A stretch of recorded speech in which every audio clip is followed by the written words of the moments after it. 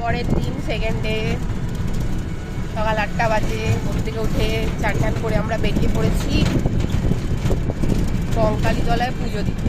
Actually Santiniketan আসার উদ্দেশ্যটাই ছিল এটা, কঙ্কালীতলায় পুজো দেওয়ার। আমার একটা মানসিক পুজো ছিল, তো সেটাই দেওয়ার জন্য শান্তিনিকেতনে আসা। তো ভাবছিলাম কালকে দেবো না, আজকে আমরা কালকে চলে যাবো মানডে, 2 নাইট স্টে এখানে। তো কালকে আমি বললাম যে না, আজকে দিনটাই দিই, কালকে একটুখানি যাওয়ার একটা ব্যাপার থাকবে। যদিও বা ট্রেন সেই রাত 8টায়, তাও হোটেল তো চেক আউট করেই দিতে হবে, তো একটা মানে তাড়াহুড়োর ব্যাপার থাকে। তাই আজকেই এখন সকাল সকাল পুজোটা দিতে যাচ্ছি।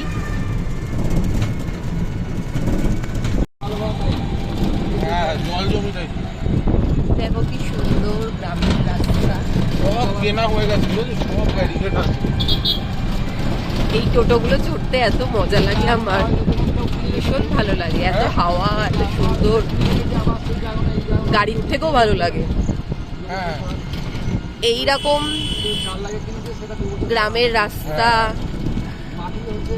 আমি ছোটবেলায় দেখেছি। ছোটবেলায় মামার বাড়ি যেতাম ট্রেনে করে যেতাম, ট্রেনের দুপাশে এরকম ধান ক্ষেত, জায়গা জমি সব দেখতাম। একটা জিনিস কি ভয় লাগে, ওই জবরদখল হয়ে যায় ওই জিনিসগুলো।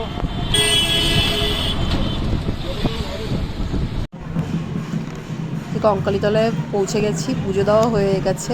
যে জুম করে আমি কি দেখাচ্ছি, আমি ঠাকুরকে একটা সোনার টিপ দিয়ে পুজো দিয়েছিলাম। পুজোর সময় ভিডিওটা নিইনি, পরে নিয়েছি। তো সেই টিপটাই পরানো হয়েছে ঠাকুরের ফটোর কাচের গায়ে, তো সেটাই দেখালাম।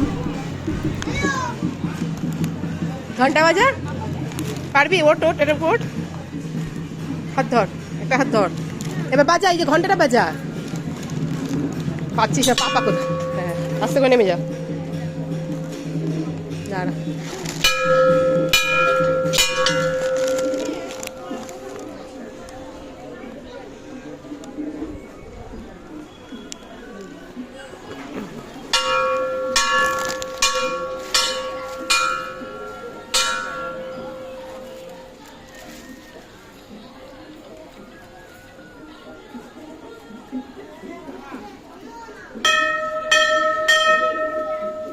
টাকা আমার ওইটা আছে তো, গোল মতোটা দিয়ে জিনিস দিয়েছে, ইয়েতে ব্যথা, লক্ষ্মী ঠাকুরের কাছে রাখতে বলেছে। এখন খুব সাবধান, এই যে এইটা খুব সাবধান। ওইদিকে যাও, ওইদিকে গিয়ে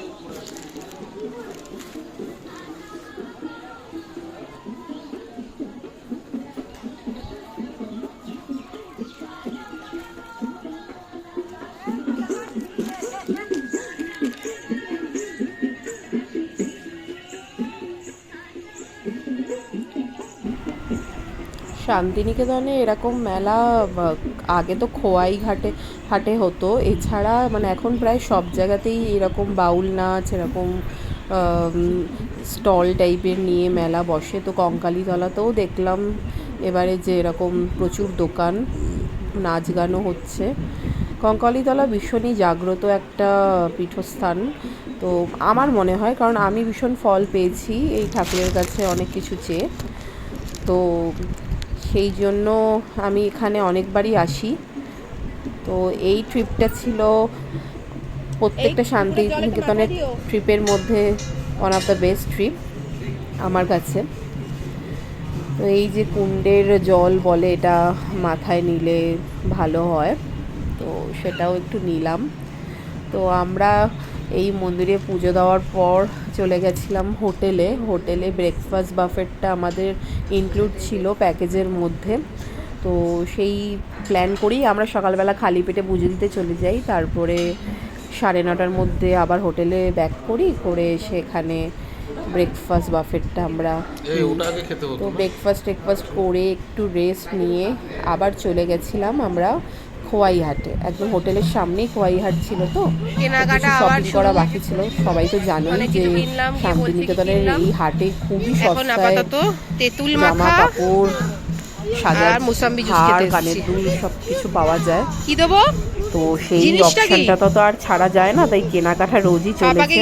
কেনাকাটার পরে এখন আমরা চলে এসেছি একটু মুসাম্বি জুস, হোটেলে চলে এসেছি আর কেনাকাটার জিনিস পর খেতে। কাহিল হয়ে গিয়ে সেই জিনিসটা কি এবার দেখাচ্ছি। এবার দেখো কি খাচ্ছি, বলতে পারো এটা কি?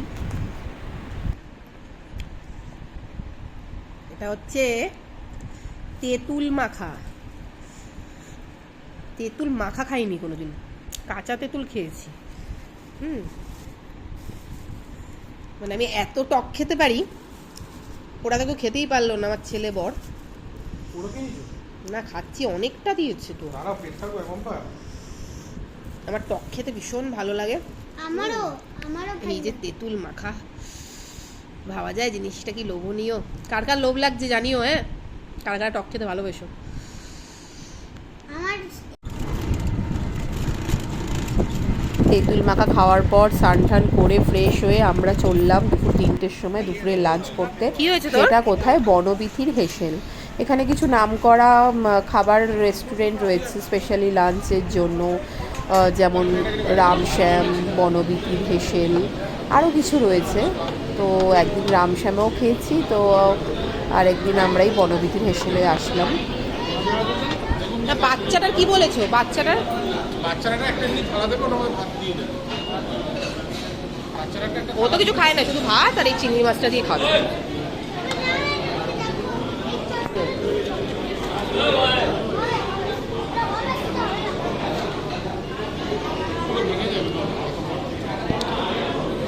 আমরা চলে এসেছি বনবিথির হেসেলে, পুরো কাঁসার থালা। এখানে খাবার, ডাল, আলু পোস্ত, এটা কিছু একটা তরকা, শুক্তো, পমফ্রেট,